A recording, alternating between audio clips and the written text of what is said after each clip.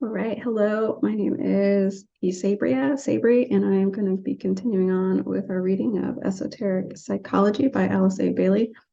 I'm going to read the back of the book for this little intro because I just happened to read it again in preparing for to pull up the publisher's version of the text, and it just explains it perfectly. So what we're doing here with this book, Esoteric Psychology, for the point of view of esoteric psychology, it says that evolution is evolution of consciousness.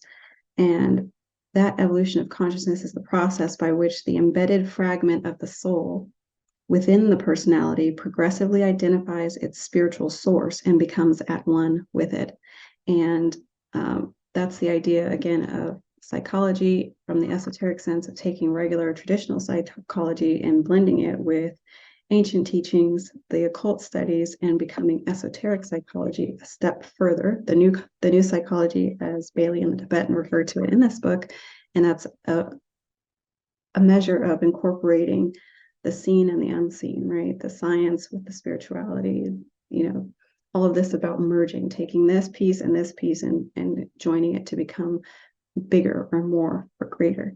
And so that's kind of the idea of this. Oh Lord, let me close this blind right here. Tell me a bit of glare. All right, so let's get started. I think I'm going to share again the chart that we were looking at in some of the older videos with the going over the different 7 rays. What we're reading right now is certain questions and their answers, and that is looking at the text in terms of what is the purpose plan of the soul. So the purpose of the soul broken down into the 7 rays, each ray being a different lens or a concentration of force and activity of deity. So basically, what does that mean? Divine expression. How would the divine express itself? It's broken down into a septenary, 7 different ways. Each of these 7 rays is representative of that energy, and it's also representative of the limitations of the personalities that express themselves through these energies. So if a person is primarily first ray, it shows the opportunities and the restrictions or the limits and the strengths of the abilities of an individual personality that's kind of hardwired to express itself through that lens. The first 3 are the rays of aspect. So the primary of the 3 that create, the Father, the Mother, and the Son, the Trinity. And then these rays of attribute over here on the side are the offshoot of that. Each ray is equally important and stands alone, but the first 3 ray color each of the 4 rays that branch out of it. And each of those rays of attribute kind of pull or have like a harmony with one of the first 3 major rays. And that's just like with like the zodiac, everything is kind of like the head and the tail. We connect to each other. If you're looking at the houses on the astrological wheel, you see like the first house has an association with the 7th house, whatever its opposite is. So like Aries, we're in Aries season now, it has some connections with Libra. Libra's on the within. So the justice and balance is also equal to the Aries energy, which is like fire and being that first in line, that leader. Getting back to this, I think that I like to keep this up as a frame, a quick frame. This isn't from the Lucis Trust Publishing House, but it is a chart that I use to kind of refer to mainly this column here, where it shows the negative qualities and the qualities to develop in terms of studying this 5th ray, or each ray, whichever ray we resonate with. And this is the ray of intelligence, scientific reasoning. Its color is orange. It represents or is liberated by its correspondence to our solar plexus center. That is identity. And it is the ray of the mind, cogent analytical discernment, scientifically articulated truth, revelation of the way and nature of life, the logician, the alert thinker, common sense, mental brightness, the independent thinker developing wisdom and keen intelligence. The description and master or Hilarion and Martin Luther. I thought that was interesting, like how Martin Luther would be the master of this ray in terms of the olden day individual who was a theologian and very religious man in terms of scientific understanding. It's that exactness, that resolute thinking in terms of those principles of fifth ray versus its corresponding third ray, which is also a ray of intellect or the mind. The third ray is more of, in terms of, shows the philosophic aptitude. So this is the ray of the philosopher, and the fifth ray is the ray of the scientist. So believing you're basically kind of really by the book. And I think about Martin Luther. I was reading about him in terms of his principles were like by grace and by scripture alone, like very exact. And I was reading a little bit about how his correspondence or nature with the divining rod, like divining rods being or dowsing being in violation to the first commandment. And I just think about, I did a video about these things too, and how I learned that how you program and how you work with a tool is going to sum up your relation to the effects that you get from it, like your intention. Everything goes back to intention, just like with the tarot cards and everything that we use. In esoteric psychology, we're taking psychology of modern understanding a step further. So basic understanding further into understanding. We understand the interconnection with it so that we can overstand and come over the topics of things that may have kept us and held us back before, right? Is the idea. So with the tarot card, our basic understanding under the religious scope is that these are not okay, right? They are divining, tools of divining, which is the same thing as you would think of a dowsing rod. That's the understanding. When we have the understanding, we understand that we can program or look at something as a different tool. Like I use tarots as flashcards for the occult, understanding the soul's journey, and then a dowsing rod or a pendulum like this, you could program it with each intention and each use, just like tarot readers. Some readers, I wouldn't listen to one that doesn't start with a prayer or a blessing or an intention of who they're connecting to for their answers. Because without that, just like with why you bless your food, just to cleanse that energy and set an intention for what you're consuming into your body, it's all part of this marriage of scientific, what we see and think and feel in our senses, and spirituality, the unseen, and our connection and our respect to that realm and that reverence to it. So you would start, like Quartz Crystal, she says, I connect to not what I think, feel, and believe, but what is actually true. And then you start the process. So I just thought that was interesting. So the Martin Luther connection here as being the master of this fifth ray, and how I was talking about how each ray has its limits in the lower expression of it. So that would be our limitations. If we box ourselves into an understanding rather than an understanding, overstanding, where we could use the higher expression of the ray. And we read earlier in the book where the lower expression of the fifth ray would be science, like modern day science, which is still a great thing, right? It's brought us so far, but the lower expression, the fifth ray being modern science, and the higher expression would be the science of the soul, which is esoteric psychology, it says. So our higher expression is going to be our way of taking the information of what we have so far, connecting it with the unseen or the next step, which has been cut off from us, is that spiritual understanding of why we're here, what's our purpose, where are we going, yada, yada, yada. So that's a good chunk of background. I'm going to pull up the book along to read along with on the publisher's website and go ahead with our reading. It's going to be broken down just like the sections before this, where we're looking at first the ancient teachings. It's like a scroll of some old English kind of verbiage to describe what that ray life is in an ancient teachings way, 3 ways of learning, and then it'll give the names, the common names referred to of the ray, and then go into the finally the there we go. Finally, it goes into the aphorisms, the 6 aphorisms. So over here on the publisher's website, we're reading Esoteric Psychology, Volume 1. We're on the question 2. What are the origin, goal, purpose, and plan of the soul, Part 1. Thank you so much for watching. I hope you're doing well. And I hope this doesn't too long. We jump to the part where we're reading the fifth purpose. So the fifth purpose of deity. Make sure this is still recording. All right. The fifth purpose of deity, Ray 5, concrete knowledge or science. And starting here with this first section is going to be from the ancient teachings or the old commentary. So this is how we describe this fifth ray Lord in terms of the ancient teachings. The thunders crash around the mountaintop. Dark clouds conceal the form.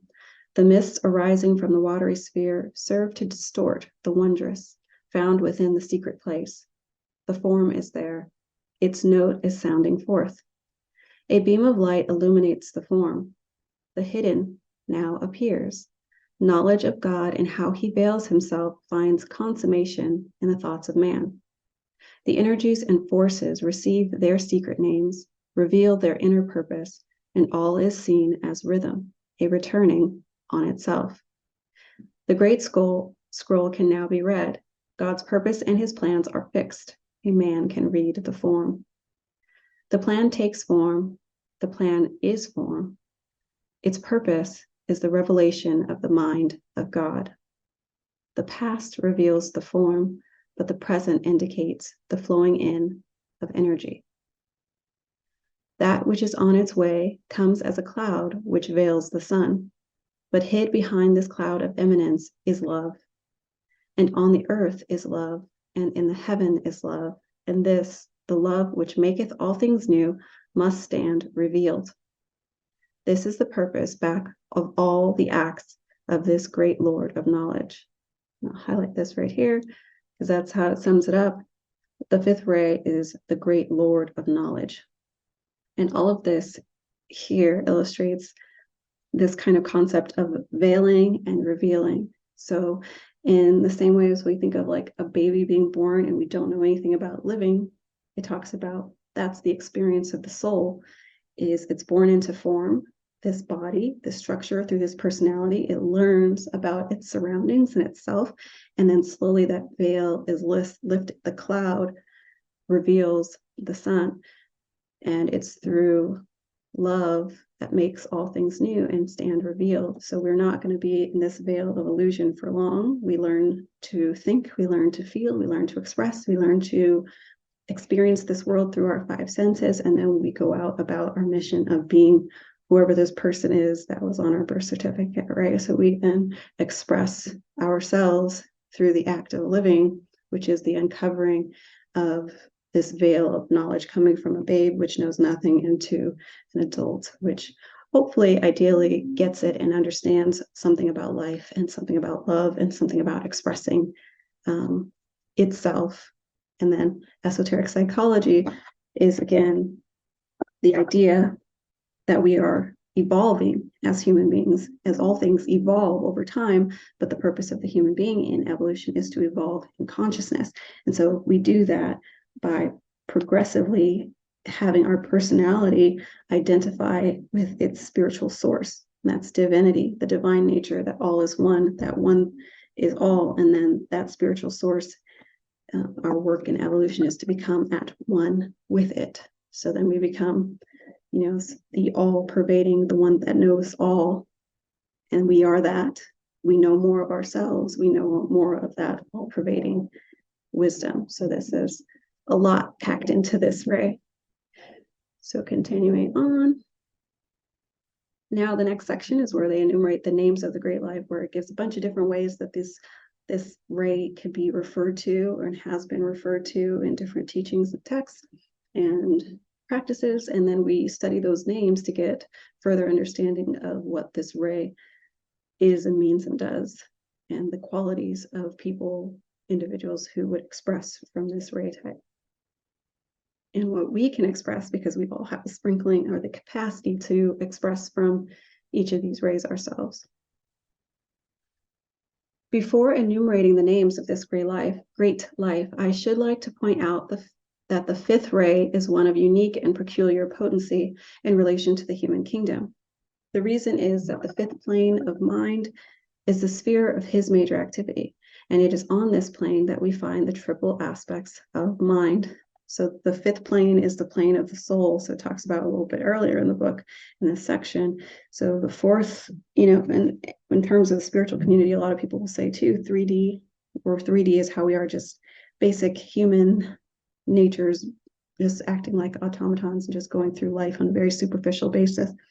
4D was equivalent to basically a higher level of consciousness, but it's also akin to kind of the astral plane in terms of it's that emotional place where we go when we're imagining and we're creating things and we're living from a higher spiritual octave, but it's still not kind of embedded into anything concrete, because we can create anything we want. We can create more fear, we can create more angst, or we can create more freedom, fun, and love, whatever that is. But the astral plane is more of a spiritually flowy state, whereas and that's where religious fervor and faith comes from as well. But then the fifth plane is more concrete, just like this is the scientific concrete knowledge plane. It's also the seat of the soul, the mind. And this is going to talk about how there's a triplicity to the mind in this plane, which is the three aspects of mind, which it says are our abstract or higher mind, which is the embodiment of a higher triad. Second, the concrete lower mind, the highest aspect of the lower self. I'll break this down because that can be confusing too.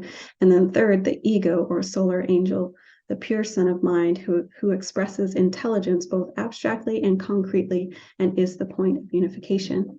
So in short, it's basically saying we have a lower mind, we have a higher mind, just like with, it talks about the work of the solar angels, that their highest point of activity is our lowest point, is their lowest point of activity.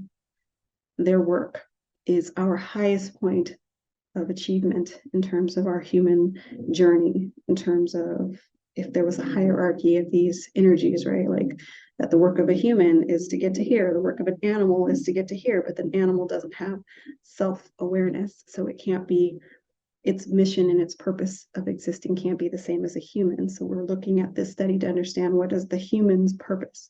And a human's purpose, the highest aspect of our lower self would be to have a concrete mind, someone who is sound in reasoning and thought and logic and can be like a man or woman of science, a person of science, thinking, rational being.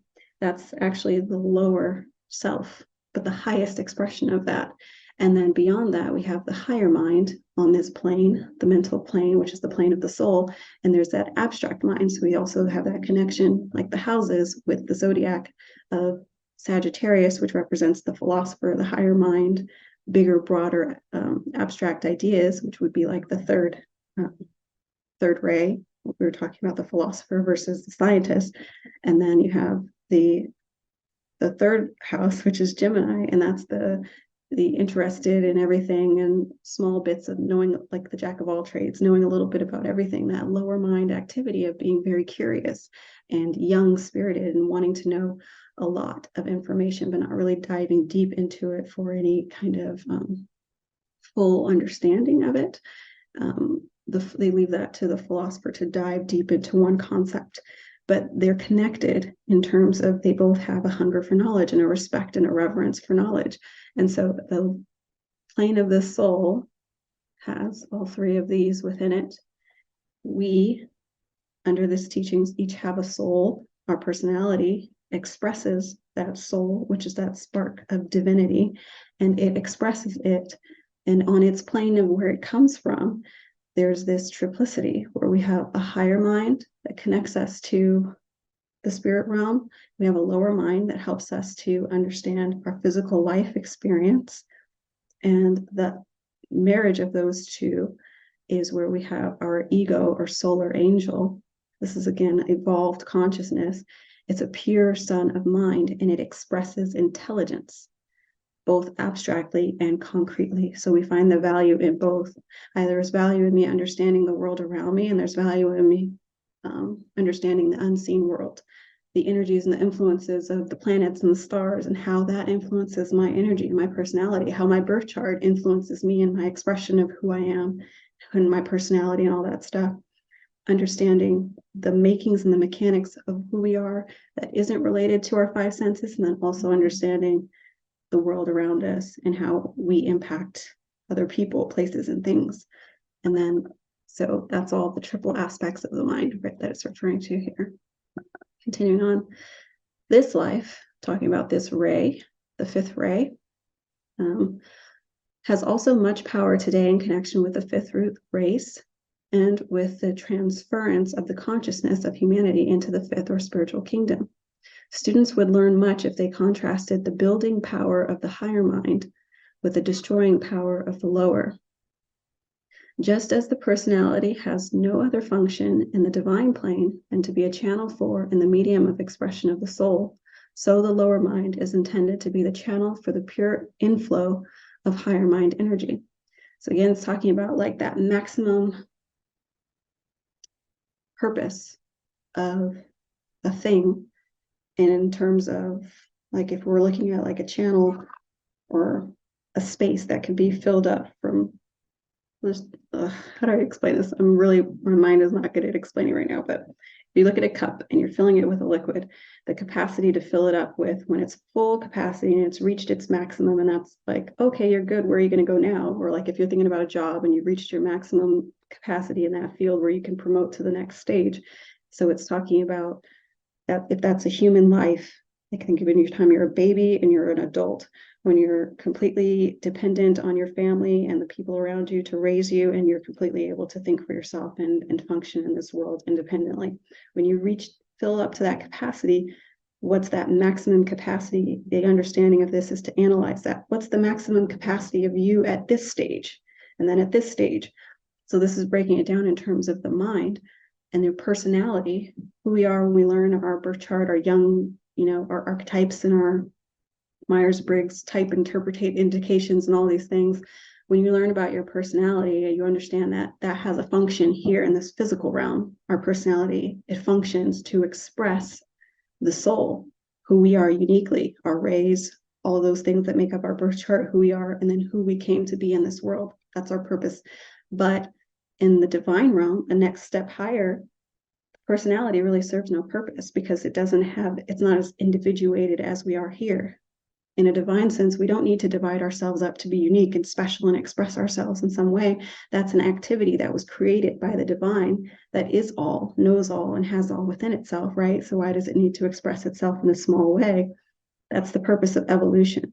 So in terms of spiritual understanding, we think about ourselves as being divine and stepping our consciousness down to a place of a baby that doesn't know its environments and doesn't know much. That cloud that it talks about in the beginning of the ancient teachings, and it slowly reveals the mountaintop, the peak of our consciousness, third eye, all that stuff, awakening, all that symbology we talked about a little bit in the last section. Evolution of consciousness. The personality progressively identifies its spiritual source and becomes at one with it. So as we move into our divinity, we become less individualized and we become more at one, right? So that's that merging of the higher mind and the lower mind, and understanding that they both serve a purpose, but the capacity of each is different. And we don't cling on to basically the lessons of understanding our personality and who we are within all these labels. There comes a time where the labels fall away and we move to love and unity consciousness. And it talks about that here, where the personality has no other function in the divine plane other than to be a channel or the expression of the soul.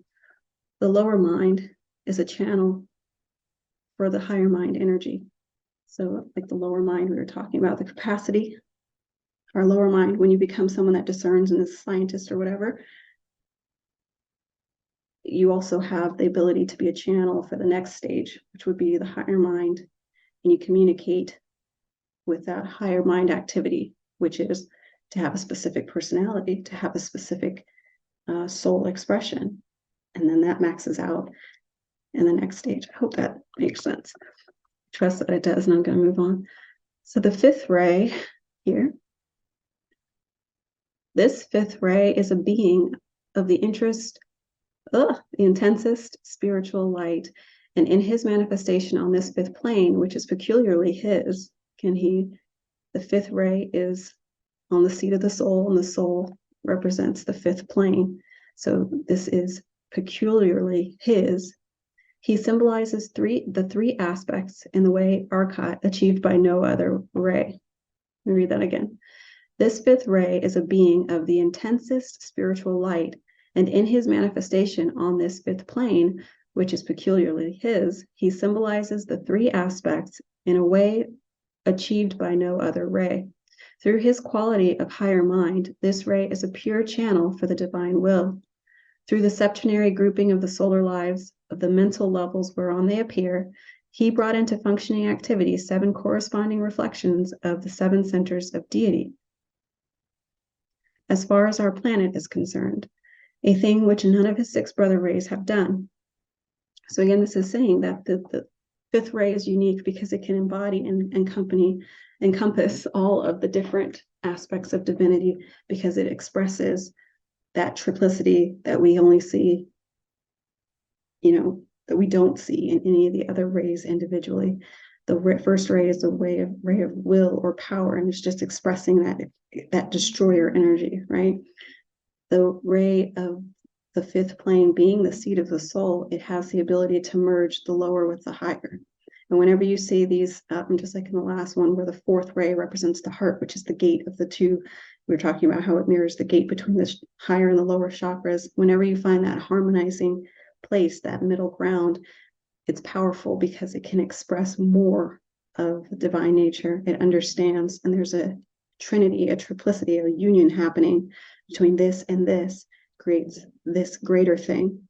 So I have my lower mind, I recognize that. I have my higher mind, I recognize that. And now I can activate a third, which is greater than the sum of its parts, which is the definition of synergy. And so on this ray, it can do something that its other 6 ray brothers have not done.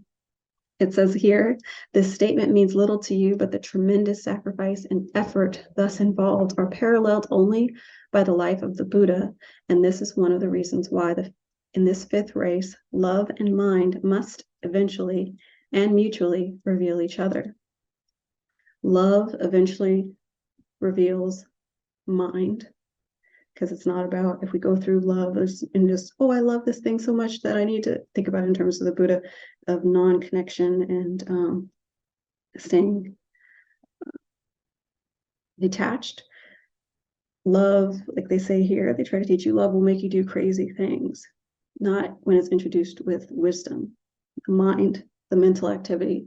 Love eventually reveals a limitation through the mind, not a limitation, but a higher consciousness where it thinks about itself, it rationalizes its actions, and it would not do something to harm in the name of love, because it eventually reveals mind. Why do I love this thing? There's a reason for this.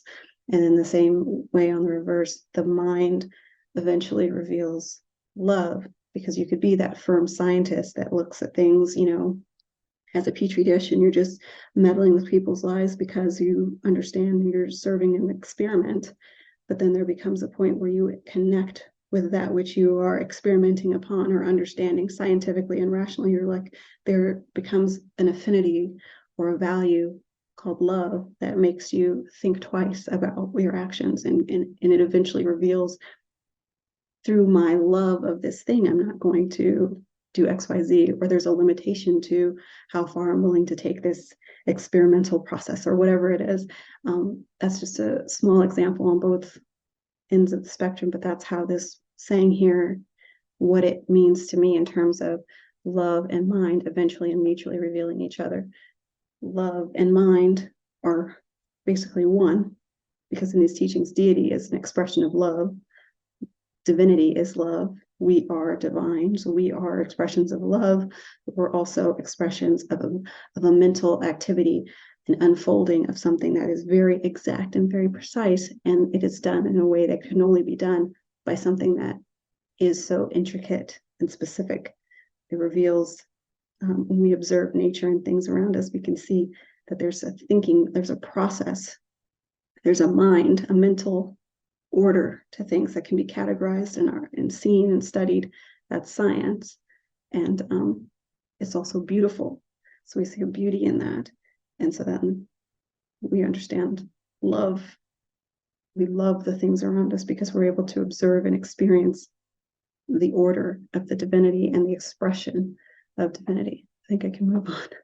So some of the names given to the Lord of this ray are as follows: the revealer of truth, the great connector, the divine intermediary, the crystallizer of forms, the threefold thinker, the cloud upon the mountaintop, the precipitator of the cross, the dividing sword, the winnower of the chaff, the fifth great judge, the rose of God, the heavenly one, the door into the mind of God, the initiating energy, the ruler of the third heaven, the guardian of the door, the dispenser of knowledge, the angel with the flaming sword, the keeper of the secret, the beloved of the Logos, the brother from Sirius, the master of the Hierophants.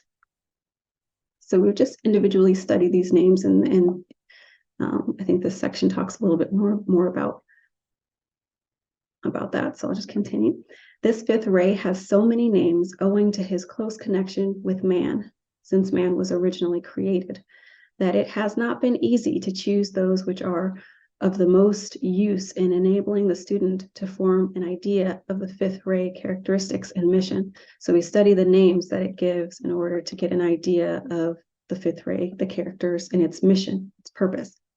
But the study of the 6 aphorisms, which is the next section, and the qualities which they indicate will show how potent and important is this ray Lord. These 6 aphorisms were chanted by his 6 brothers at that momentous crisis wherein the human family came into existence and the solar angels sacrificed themselves. Again, so this is that idea of bigger energy, divine nature. We're all one. We know everything. We are part of our source, which is everything. And it breaks itself down in consciousness to that babe state where we're a baby and we don't know anything. And then we're growing in consciousness, evolving again to understand our connection with divinity and our connection with our source and all that is. So it talks about that as a great sacrifice that we did. Each of us sacrificed ourselves by breaking ourselves down into this level of unknowing and not understanding for the beautiful process of learning who we are and expanding into our divinity once again. We descend so that we can ascend, is this whole theory. So again, these 6 aphorisms were chanted by his 6 brothers, the other 6 rays, at that momentous crisis wherein the human family came into existence and the solar angels sacrificed themselves. Esoterically speaking, they went down into hell and found their place in prison. On that day, souls were born, the different ways that we express our personality, and progressively then identify with our spiritual source. Souls were born, a new kingdom of expression came into being, and the 3 highest planes and the 3 lower were brought into a scintillating interchange. So these 6 aphorisms are pretty dense, but then when I looked at them, I simplified them in a way that kind of helped me make sense of this. And I hope that if I share that, it can start a conversation in terms of how to understand this ray in a similar fashion. So I'll just read through them and then I'll share that. Number 1, God and his angels now arise and see. Let the mountaintops emerge from out the dense wet mist. Let the sun touch their summits and let them stand in light, shine forth. Quality, emergence into form and out of form. 2, God and his angels now arise and hear. Let a deep murmur rise and let the cry of seeking man enter into their ears. Let man listen, let man call. Speak loud. Quality, power to make the voice of the silence heard. 3, God and his angels arise and touch, bring forth the rod of power, extend it outward toward the sons of men, touch them with fire, then bring them near. Bring forth. Quality, initiating activity. 4, God and his angels now arise and taste. Let all experience come. Let all the ways appear. Discern and choose. Dissect and analyze. All ways are one. Quality, revelation of the way. 5, God and his angels now arise and sense the odor rising from the burning ground of man. Let the fire do its work. Draw man within the furnace, and let him drop within the rose-red center, the nature that retards. Let the fire burn.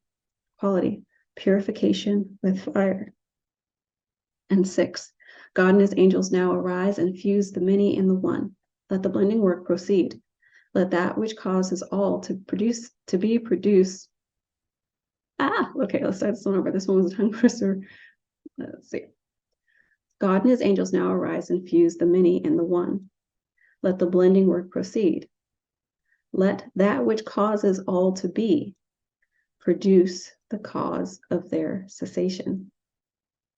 Let that which causes all to be produce the cause of their cessation.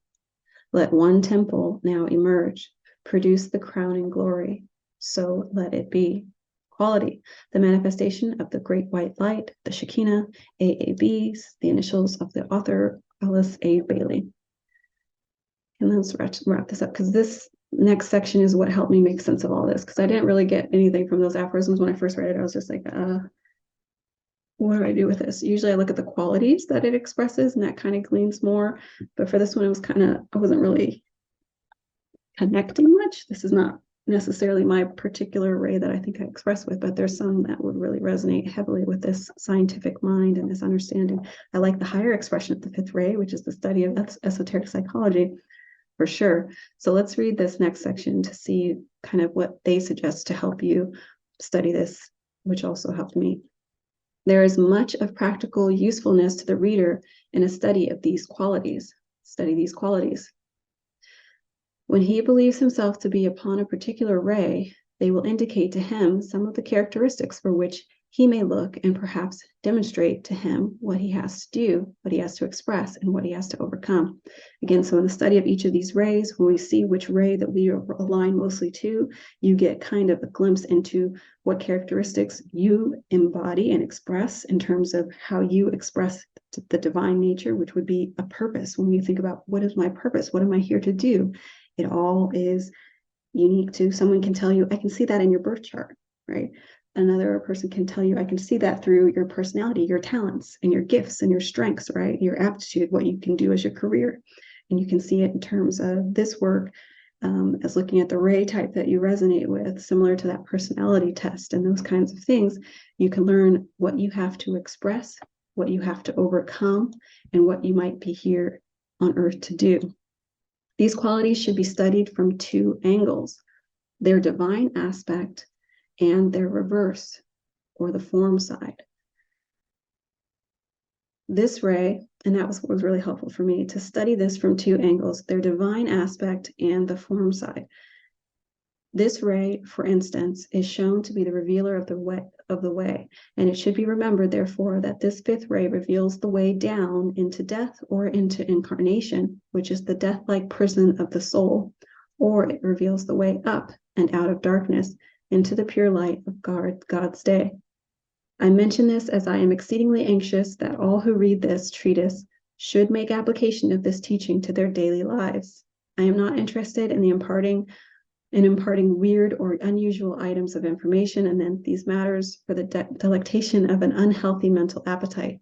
The stocking of the memory with occult detail which serves no useful purpose only strains the brain cells and feeds the pride.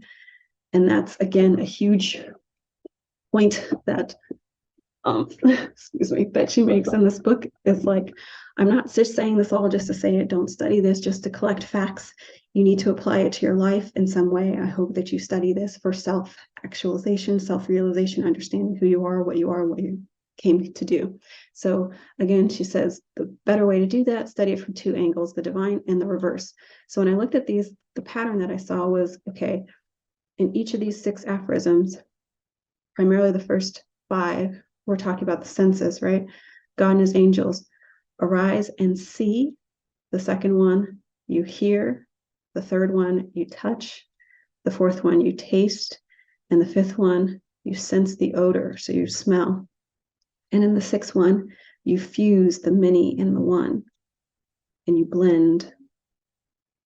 And so in terms of that, you think of science and the scientific process, which I've just pulled from different things. That chart before, it said that this is about scientific activity. I think about the scientific process. We ask who, what, when, where, why, and how. And I'm sorry, that was not what I meant to say, but look that up. I'm brain farting right now, but you look at the scientific process and what you're asking in order to get verifiable proof and fact when you do an experiment. And when we do experiments in terms of existing, how we interact with the outside world and interpret and understand life in an exact way. If I touch the stove and it burns my hand, then I don't touch it again. I'm learning through my senses, the way I see, what I hear, what I feel, what I taste, and what I smell. All these are ways that we learn and interpret and collect data in terms of how we are to live and grow as adults, to live safely, to protect ourselves, and to experience life in a way that's enjoyable. Like here, where we talk about tasting, let all experience come. Our tastes and our senses, they help us to decide what we want and what we don't want, what we like, what we don't like, what we should do, what we shouldn't do, based on like cause and effect. And so similarly, that gave me like the base understanding. So that gives you the one way of the form interpreting. But when you look at this from this way that it recommends in terms of the divine aspect, then it becomes a little different.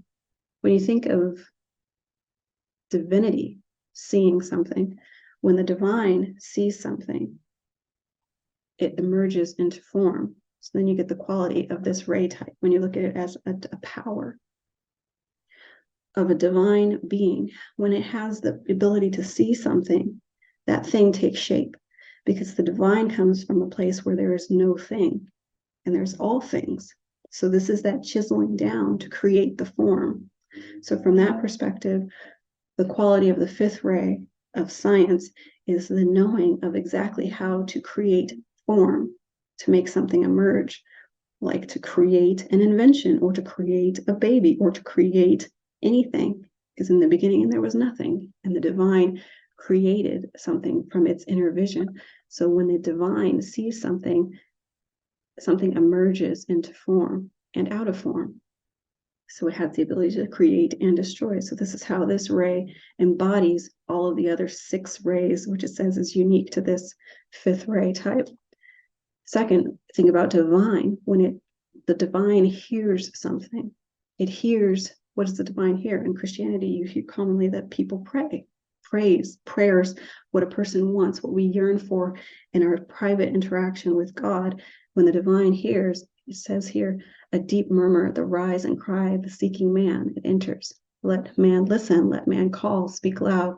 So the power to make the voice of the silence heard, the divinity, the divine nature can take the musings from the astral realm, all of those thinkings, those thoughts and yearnings and feelings, and it can pluck that out and understand, oh, what can I create from this?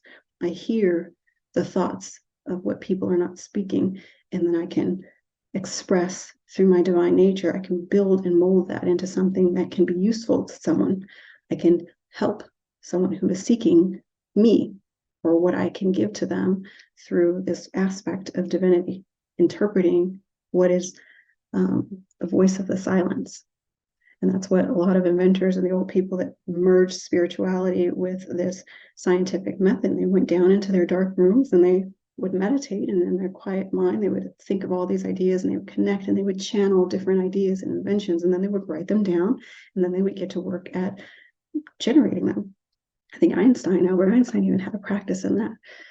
So doing that, going back through this list, it is kind of cool in that same way. When you think about the divine touching things, it moves. When the divine spark touches an inanimate object, it sweeps it into activity, initiating activity. So the divine spark, the divine breath in an animal makes an animal come to life and can do all the things an animal does. When it doesn't have that divine spark, it's dead, is what we understand as inanimate, not moving. And so on and so forth down through here. And so that was just a different, interesting way to understand these qualities when you look at it from this different, from the lens of, where did it go? 2 angles, here we are, the divine aspect and the reverse aspect on the form side. So understanding not just how we interpret things from our senses, how the divine would experience the senses, and the unfolding of helping us to understand our life and our experience in the same way that we're understanding the divine through our life and our experiences. I think that's about it. I gotta go eat. I'm gonna wrap this up. Hopefully this is somewhat clear. I'll read this last sentence again because this is so good. The author says that they are not interested in imparting weird or unusual items of information about the matters anent, another word for about, anent these matters for the delectation of an unhealthy mental appetite. An unhealthy mental appetite is one that just stocks the memory with occult details that serve no useful purpose. We're not just collecting useless facts and just information, because that will only strain the brain cells and feed our pride. This isn't just knowing for the sake of knowing. We're knowing for the sake of studying.